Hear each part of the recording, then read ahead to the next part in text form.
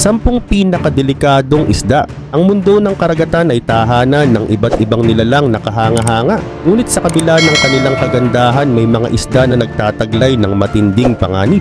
Sa bawat sulok ng karagatan, mula sa mababaw na baybayin hanggang sa pinakailalim nito, ay may mga isda na hindi lamang nagtatanggol sa kanilang teritoryo, kundi nagdudulot rin ng panganib sa mga tao. Ang ilan ay kilala dahil sa kanilang matutulis na pangil, malalakas na jaw at nakalalasong laman, habang ang iba naman ay nagtataglay ng mga hindi pangkaraniwang katangian tulad ng mga matutulis na tinik o kuryente. Kung kaya't sa video na ito, ating aalamin ang 10 sa mga pinakamapanganib na isda sa buong mundo at alamin kung bakit sila dapat iwasan o pag-ingatan. Kaya tara, simulan na natin. Number 1, stonefish or scientifically known as Sinanceya. Ang stonefish ay isa sa mga pinakamapanganib at venomous na isda sa buong mundo, nakilala sa kanilang matinding lason at kakayahan sa camouflaging o pagtatago sa kapaligiran. Matatagpuan sila sa mababaw na mga tubig ng Indo-Pacific at Australia, kadalasan sa mga coral reefs, kung saan sila nagtatago sa ilalim ng buhangin o bato. Ang mga isdang ito ay may magaspang ang balat at hindi pangkaraniwan ang kanilang anyo na nagbibigay daan sa kanila na magmukhang bahagi ng kanilang kapaligiran at madalas na hindi napapansin ng mga tao. Samantala, mayroon silang 13 dorsal spines o tinik sa kanilang likod na naglalabas ng makapangyarihang lason kapag natapakan. Ang lason mula sa kanilang mga tinik ay nagdudulot ng matinding sakit, pamamaga at sa mas malulubhang kaso ay temporary paralysis o problema sa paghinga. Ang sakit mula sa pagkakalason dito ay halos agad-agad na mararamdaman at maaring magtagal ng ilang oras, kaya't ang immediate medical attention ay napakahalaga. Bagamat bihira ang mga pagkamatay, posibleng mangyari ito sa mga hindi naagapan na kaso, lalo na kapag naapektuhan ang respiratory system ng biktima. Samantala, upang maiwasan ang panganib, mahalagang magsuot ng makapal na sapatos o sandals kapag naglalakad sa mababaw na tubig at maging apanuri kapag nagsuswimming o snorkeling sa mga lugar na tinitirhan ng stonefish. Kung sakaling matamaan naman ng lason, ang isa sa pinakamabisang paraan ng first aid ay ang pagbabad ng apektadong bahagi sa mainit na tubig na nakakatulong upang mabawasan ang sakit at mapigilan ang pagkalat ng lason. Ngunit agad din dapat dalhin ang biktima sa ospital upang makuha ang tamang lunas at antivenom kung kinakailangan. Ang pag-iingat at pagiging alerto ay susi sa pag-iwas sa panganib sa mga stonefish na bagaman tahimik at bihirang umatake ay maaaring magdulot ng malubhang pinsala kung hindi mag-iingat. Number 2, pufferfish or scientifically known as Tetraodontida. Ang pufferfish o fugu ay isang kilalang delicacy sa Japan, ngunit isa rin sa mga pinakamapanganib na isda sa mundo dahil sa taglay nitong lason na tinatawag na tetrodotoxin. Ang lason na ito ay matatagpuan sa mga laman loob, balat at mga itlog ng isda at itinuturing na 1,200 times na mas nakakamatay kaysa sa cyanide. Ang isang pufferfish ay may sapat na lason upang patayin ng 30 na tao at wala pang natutuklasang antidote para dito. Kapag nakain ng tetrodotoxin, nagiging sanhi ito ng pamamanhid ng mga bahagi ng katawan, panghihina ng kalamnan, at paralysis na kalaunan ay nauuwi sa respiratory failure o hirap sa paghinga at kung hindi maagapan ay kamatayan. Bagaman delikado, ang pufferfish ay hinahain pa rin sa mga high-end na restaurant sa Japan, ngunit tanging mga chef na may specialized training and certification ang pinapayagang maghanda nito.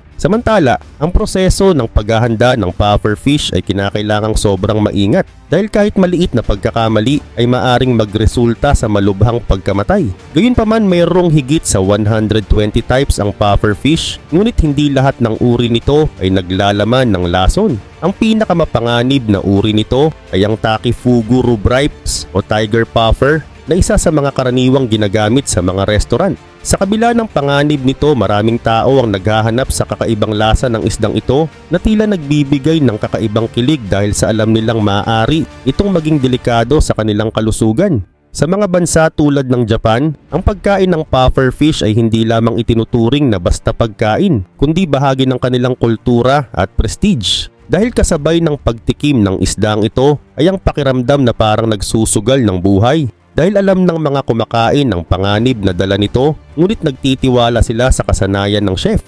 Sa kabila ng matinding regulasyon sa paghahanda ng pufferfish, meron pa ring naiulat na mga kaso ng pagkalason, lalo na sa mga lugar kung saan hindi masyadong mahigpit ang batas o sapat ang kasanayan ng mga chef.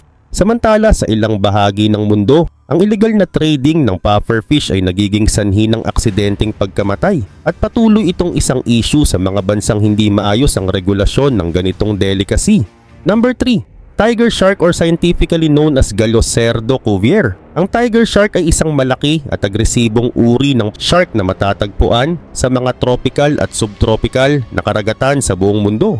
Sila ay kilala sa kanilang mga natatanging guhit sa kanilang katawan na unti-unting nawawala habang sila'y tumatanda. Ang mga adult tiger shark ay maaaring umabot ng 3.25 hanggang 5.5 meters ang haba at tumitimbang ng higit sa 600 kilos. Kaya't sila ay itinuturing na isa sa mga pinakamalalaking species ng shark.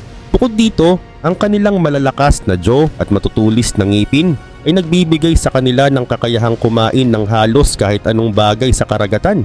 Kilala sila bilang garbage eaters dahil sa kanilang ugali ng pagkain ng iba't ibang bagay mula sa isda hanggang sa mga bagay na hindi pangkaraniwang pagkain tulad ng basura, metal at gulong.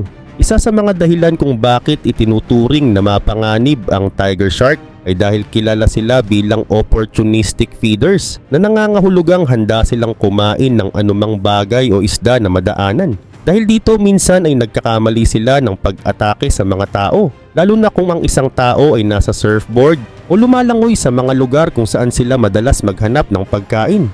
Ang tiger shark ay ikalawa sa listahan ng mga shark na may pinakamaraming naitalang insidente ng pag-atake sa tao, kasunod ng great white shark na ayon sa International Shark Attack File. Madalas silang makita sa mga mababaw na lugar malapit sa baybayin at mas aktibo sila sa gabi. Samantala, upang maiwasan ng pag-atake ng mga tiger shark, mahalagang sundin ng mga lokal na babala, umiwas sa mga lugar na kilalang pinamumugaran ng mga shark at huwag maglangoy sa dapit hapon o gabi. Bagamat mapanganib, mahalaga ang tiger shark sa kalusugan ng marine ecosystem, lalo na sa pagpapanatili ng balanse sa mga coral reef at sa buong dagat. Number 4. Electric eel or scientifically known as Electrophorus electricus. Ang electric eel ay isa sa mga pinakakamangha-mangha at mapanganib na nilalang sa freshwater ecosystems. Samantala, hindi ito tunay na eel kundi isang uri ng knife fish kabilang sa pamilyang Gymnotidae at kilala sa kakayahang makabuo ng malakas na voltage ng kuryente na ginagamit nito para manghuli ng biktima at protektahan ng sarili. Matatagpuan ito sa mga ilog at swamp ng Amazon at Orinoco Basin sa South America. Ang electric eel ay lumalaki ng hanggang 2.5 meters ang haba at kayang maglabas ng kuryenteng umaabot sa 600 volts na sapat upang patayin ang maliliit na hayop o magdulot ng matinding pinsala sa mas malalaking hayop kabilang na ang mga tao. Ang mga electric eel ay may 3 pares ng abdominal organs na naglalabas ng kuryente. Ito ay ang main, hunters at sachs organs. Samantala ang kanilang mataas na voltage ay ginagamit para sa panghuhuli ng pagkain, habang ang mas mababang voltage naman ay tumutulong sa kanila na mag-navigate at maghanap ng biktima gamit ang electrolocation. Ang pagkakuryente mula sa isang electric eel ay maaaring magdulot ng temporary paralysis, matinding sakit at sa matinding mga kaso ay pagkahilo o pagkawala ng kontrol ng katawan na maaaring magresulta sa pagkalunod kung ang biktima ay nasa tubig. Gayunpaman, ang series ng sunod-sunod na shock ay maaaring makamatay kung hindi agad maagapan. Bagamat hindi karaniwang nang aatake ang electric eel sa tao, may mga naitalang insidente ng pagkakuryente rito, lalo na sa mga hindi sinasadyang pagkakalapit sa kanilang teritoryo. Ang mga shocks mula sa electric eel ay maaaring magdulot ng pangmatagalang epekto gaya ng pinsala sa muscles at nerve tissues. Samantala, upang maiwasan ng ganitong peligro, mahalagang umiwas sa mga freshwater habitats kung saan karaniwang naninirahan ng mga electric eel at maging maingat kapag nasa tubig sa mga lugar tulad ng Amazon. Gayunpaman, kung makuryente ay mahalagang umalis agad ng tubig at humingi ng immediate medical assistance upang maiwasan ang mas malubhang pinsala. Sa makatuwid, ang electric eel ay isa sa mga pinakakahangahangang nilalang sa kalikasan, ngunit ang kanilang kapangyarihan ay nagpapatunay na sila ay delikado at hindi dapat ipagsawalang bahala. Number 5. Lionfish or scientifically known as Tero.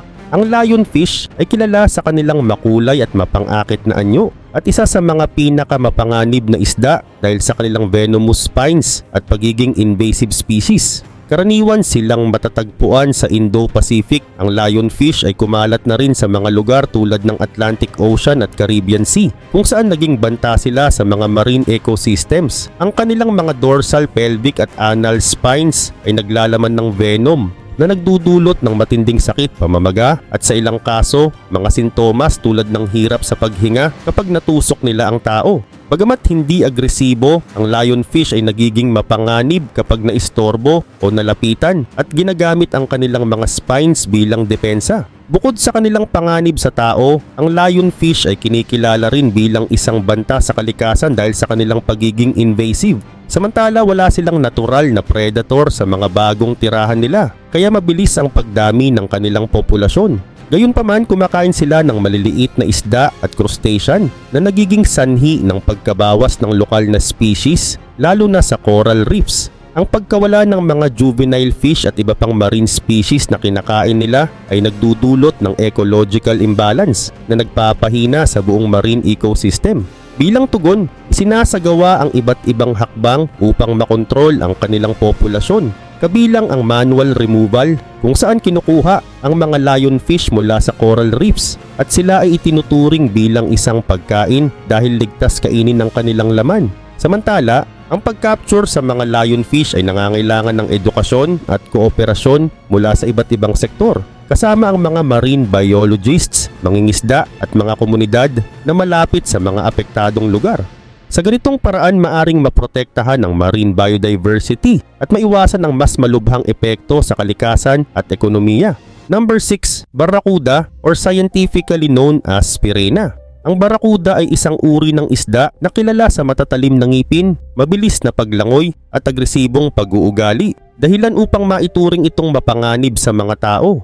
Ang Great Barracuda na maaring umabot ng 1.5 meters hanggang 2 meters ang haba at tumimbang ng higit sa 50 kilos ay ang pinakamalaking uri nito. Kilala ang barracuda sa kanilang kakayahang umatake ng mabilis sa kanilang biktima, umaabot sa bilis na 43 kilometers per hours, kaya nagagawa nilang manghabol at manghuli ng mas maliliit na isda tulad ng herring at anchovies. Samantala, may matatalim silang ngipin na nagagamit nila sa pagkain ng laman ng kanilang prey at maaari ring itong magdulot ng malubhang pinsala sa mga tao. Bagamat bihira ang mga insidente ng pag-atake sa tao, madalas na nagkakamali ang barracuda na isipin ang kumikislap na bagay tulad ng alahas bilang isda dahilan ng biglaan nilang pag-atake. Karaniwang matatagpuan ang mga ito sa tropical at subtropical na rehiyon gaya ng Atlantic Ocean, Caribbean Sea at Mediterranean Sea, pati na rin sa Indo-Pacific.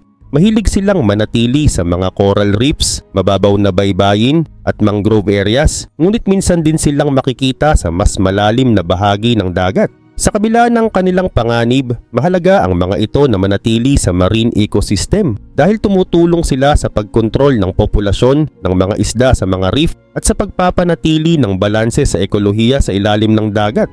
Gayunpaman, isa pang panganib na kaugnay sa barracuda ay ang posibilidad na magdulot sila ng ciguatera poisoning, isang uri ng sakit na makukuha nila mula sa pagkain ng mga isdang contaminated ng ciguatoxins. Ang mga toxins na ito ay nagmumula sa mga reef fish na kinakain ng barracuda at kapag kinain ng tao, maaari itong magdulot ng mga sintomas tulad ng pananakit ng ulo, pananakit ng tiyan at pamamanhid ng mga kamay at paa. Hindi rin ito agad nawawala at ang ilan ay nagkakaroon ng sintomas na tumatagal ng ilang linggo o buwan.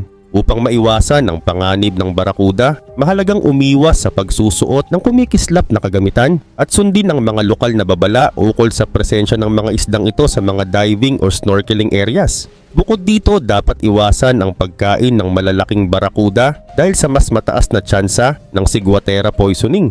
Bagamat delikado ang barracuda, dapat silang tratuhin ng may respeto at pag-unawa bilang mahalagang bahagi ng marine ecosystem. Mahalaga ang kanilang papel sa pagpapanatili ng balanse sa ilalim ng dagat, kaya't kinakailangan lamang na mag-ingat ang mga tao habang tinitiyak ang kaligtasan sa dagat at paggalang sa mga nilalang na ito.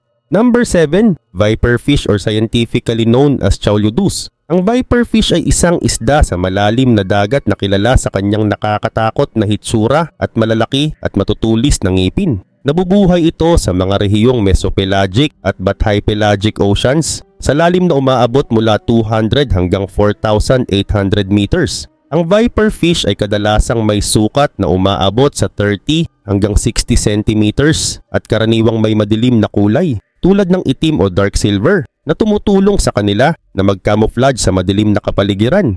Samantala, kilala sila sa kanilang mga mahahabang pangil na masyadong malalaki para magkasya sa kanilang bibig, kaya't nananatiling labas ang kanilang mga ngipin kahit nakasara ang bibig. Bukod pa rito, isa sa mga natatanging katangian ng viperfish ay ang kanilang kakayahang gumamit ng bioluminescence o sariling ilaw mula sa mga photophores sa kanilang katawan, partikular na sa dorsal fin. Ginagamit nila ang mga ilaw na ito upang makaakit ng mga biktima sa dilim ng malalim na dagat. At kapag may lumapit na biktima, mabilis silang aatake gamit ang kanilang matutulis na ngipin na tumutusok at humuhuli ng mas maliliit na isda, crustaceans at iba pang hayop sa dagat. Ang kanilang pamamaraan ng panghuhuli ay mabilis at agresibo gamit ang kanilang malakas na ngipin upang tuluyang sakmalin ng biktima. Bagamat ang kanilang hitsura at pamamaraan ng panghuhuli ay tila nakakatakot, ang viperfish ay hindi direktang banta sa mga tao dahil naninirahan sila sa malalim na bahagi ng karagatan at bihira silang makipag-ugnayan sa mga tao at malayo sa mga mababaw na lugar. Gayun din, ang kanilang pagkain ay binubuo lamang ng maliliit na hayop sa dagat kaya't wala silang kakayahang umatake ng mas malalaking nilalang tulad ng tao. Sa kabila ng kanilang matutulis na pangil at agresibong pag-uugali, ang viperfish ay may mahalagang papel sa food chain. Sa kailaliman ng dagat, sila ay kumakain ng mga mas maliliit na isda at iba pang hayop, habang sila rin ay maaaring kainin ng mas malalaking predator tulad ng mga shark at malalaking isda. Kaya't nakakatulong sila sa pagpapanatili ng balanse sa ekosistema ng karagatan. Sa kabuuan, ng viperfish ay isang epektibong predator sa kanilang tirahan at ang kanilang mga natatanging pisikal na katangian ay nagpapahintulot sa kanila na mabuhay sa malupit at madilim na kapaligiran ng malalim na dagat na nagpapakita ng kanilang kahangahangang adaptation sa kanilang habitat.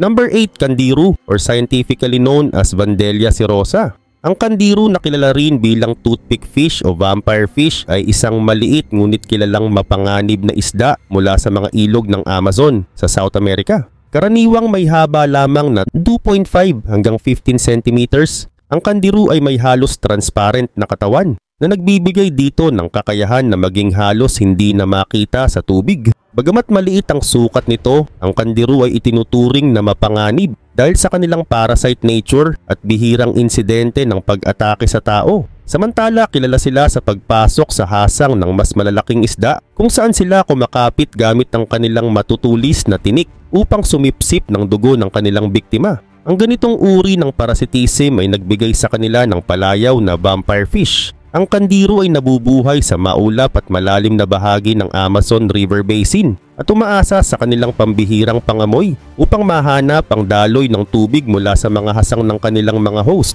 Bagamat ang kanilang pangunahing target ay mga isda, may mga ulat na minsan naaakit sila sa daluyan ng ihi ng isang tao at maaari silang pumasok sa urethra ng tao habang ang isang individual ay naliligo o umiihi sa tubig. Kapag nangyari ito, ang kandiru ay tumutusok gamit ang kanilang tinik na nagiging sanhi ng malubhang sakit at pinsala at nangangailangan ng operasyon para sila ay maalis. Bagamat napakabihira ng ganitong mga insidente, naging sikat ang kandiru dahil dito bilang isang mapanganib na isda. Bagamat pinagtatalunan ng ilang scientists kung gaano kadalas ito nangyayari. Bukod sa kanilang parasite nature, ang kandiru ay kilala rin sa posibilidad ng pagdudulot ng impeksyon o malalang komplikasyon sa host nito. Sa kabila ng kanilang masamang reputasyon, mahalaga ang kandiru sa ecosystem ng Amazon kung saan tumutulong sila sa pagpapanatili ng balanse ng populasyon ng isda at sa pagsira ng patay na material sa ilog. Upang maiwasan ang panganib mula sa kandiru, mahalagang umiwas sa pag-ihi sa ilog at sundin ang mga lokal na babala. Bagamat sila ay itinuturing na isa sa mga pinakamapanganib na isda sa Amazon, ang kandiru ay isa ring mahalagang bahagi ng ecosystem ng rehiyong ito na tumutulong sa pagpapanatili ng kalikasan. Number 9. Stargazer or scientifically known as Uranoscopidae. Ang stargazer ay isang isda na kilala hindi lamang sa kakaibang itsura kundi pati na rin sa pagiging mapanganib. Ang kanilang mga mata at bibig ay nakaposisyon sa itaas ng kanilang ulo, kaya tila palagi silang nakatingala, kaya dito nagmula ang kanilang pangalan. Ang stargazer ay matatagpuan sa mga mababaw na bahagi ng tropikal at subtropikal na karagatan sa iba't ibang bahagi ng mundo, kabilang ang mga sandy o mabuhanging lugar sa baybayin. Samantala, ang kanilang pangunahing pamamaraan ng panghuhuli ng biktima ay sa pamamagitan ng paghihintay habang nakapailalim sa buhangin o putik, kung saan ang kanilang kulay ay nagsisilbing mahusay na camouflage upang hindi sila mapansin ng iba pang mga hayop. Sila ay isang ambush predator na mabilis na umaatake sa mga dumadaang maliliit na isda o crustaceans gamit ang kanilang malakas na bibig. Bagamat ang kanilang hitsura ay kakaiba na, ang stargazer ay itinuturing din na mapanganib dahil sa dalawang pangunahing dahilan. Una ay ang kanilang kakayahang makabuo ng kuryente at ang kanilang makamandag na mga spines. Ang ilang uri ng stargazer, partikular na sa genus na Astroscopus, ay may mga electric organs sa ulo na may kakayahang maglabas ng electric shock. Ginagamit nila ito bilang depensa laban sa mga predator at sa ilang pagkakataon upang gulatin ang kanilang biktima. Bukod dito, ang kanilang dorsal spines ay makamandag at kapag natapakan o nahawakan ng hindi sinasadya, naglalabas ito ng lason na nagdudulot ng matinding sakit, pamamaga at posibleng impeksyon. Bagaman hindi karaniwang umaatake ang mga stargazer sa tao, ngunit maari silang maging delikado kung hindi sinasadyang matapakan habang sila'y nakapailalim sa buhangin, lalo na sa mababaw na tubig o mga baybayin kung saan sila madalas naninirahan. Upang maiwasan ang panganib mula sa stargazer, mahalaga ang pag-iingat tulad ng pagsusuot ng protective footwear kapag naglalakad sa mabuhangin na bahagi ng dagat o sa mababaw na tubig. Kung sakaling matamaan ng kanilang tinik o makuryente, dapat agad na linisin ang sugat at humingi ng medikal na tulong. Bukod sa potensyal nilang panganib, ang stargazer ay may mahalagang papel sa ecosystem ng dagat bilang isang predator na tumutulong sa pagkontrol ng populasyon ng maliliit na isda. Sa kabila ng kanilang mapanganib na katangian, sila ay mga natatanging nilalang na nagpapakita ng kahangahangang adaptation sa kanilang tirahan sa ilalim ng tubig. Number 10. Snakehead fish or scientifically known as Channa. Ang snakehead fish ay isang uri ng freshwater fish na kilala sa kanilang pagiging agresibo at mapanganib, lalo na bilang isang invasive species na nagdudulot ng malawakang pinsala sa mga aquatic ecosystems. Sila ay may mahabang katawan at patag na ulo na kahawig ng isang ahas at maaaring lumaki ng hanggang 1.2 meters depende sa species.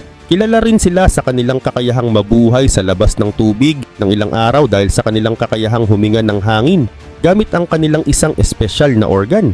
Dahil dito kaya nilang lumipat mula sa isang anyong tubig patungo sa isa pa na nagpapahintulot sa kanila na mabilis na mag-invade ng mga bagong lugar. Bagamat hindi venomous, ang snakehead fish ay may matatalim na ngipin at maaring maging lubos na agresibo kapag sila ay naistorbo o nalapitan, lalo na kung may mga batang isda silang pinoprotektahan.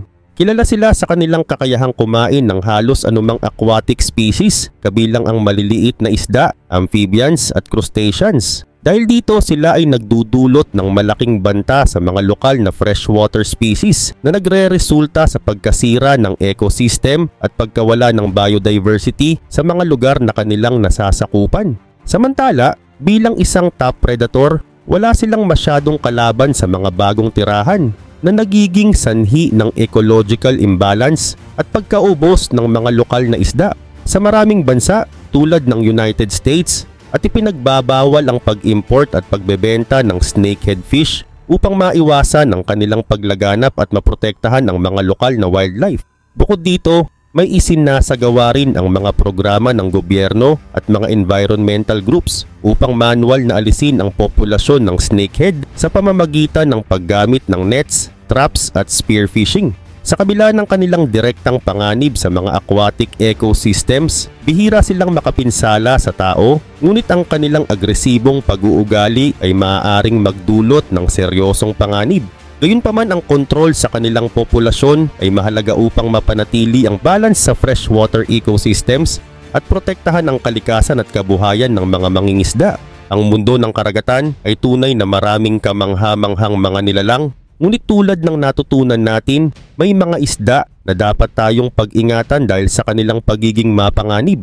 Kung mayroon kang sariling kwento o karanasan sa mga kakaibang nilalang ng karagatan, huwag kalimutang ibahagi ang iyong kwento sa comment section. Huwag kalimutang mag-like, mag-subscribe at i-hit ang notification bell para lagi kang updated sa ating mga susunod na kwento. Hanggang sa muli, ito ang Arvin Polo TV.